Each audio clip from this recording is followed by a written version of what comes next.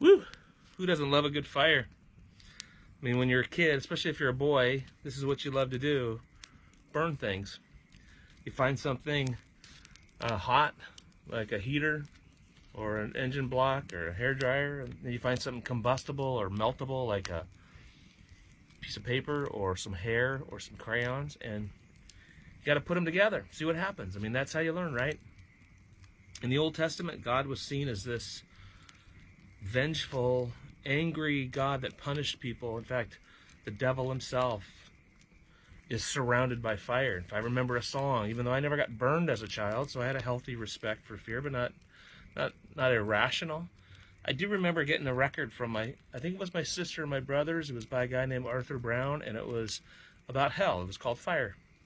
And it was kind of scary for a 5 or 6 year old boy. But for the most part, hell, evil, darkness was pictured. The metaphor that was used often was fire. But yet God is often seen in positive ways using fire also. I mean, he appeared to Moses in a bush that was on fire. He led the people of Israel across the wilderness by a pillar of fire.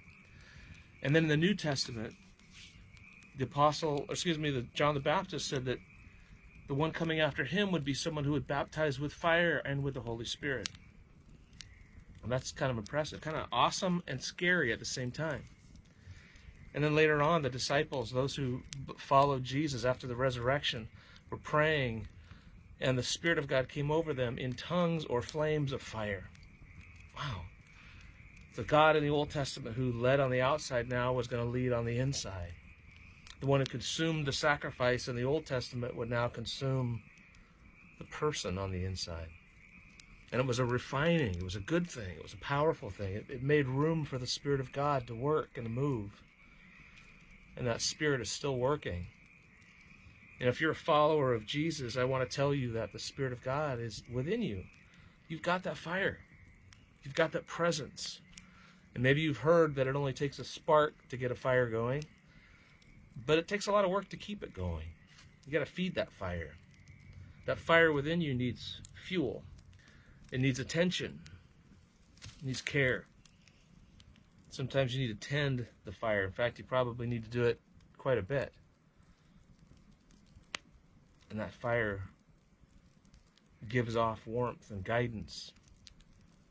Purification is available to anyone at any time.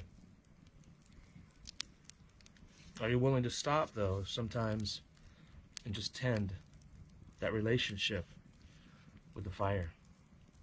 Just listen and watch. Sometimes when we detach from the busyness of life, God starts to speak to us, and we find out that He's been speaking to us all along. He's been directing us all along. We just haven't been listening. Maybe when you're talking about relationships or job or direction or hope for the future, you got to stop for a little while, break away, and tend the fire.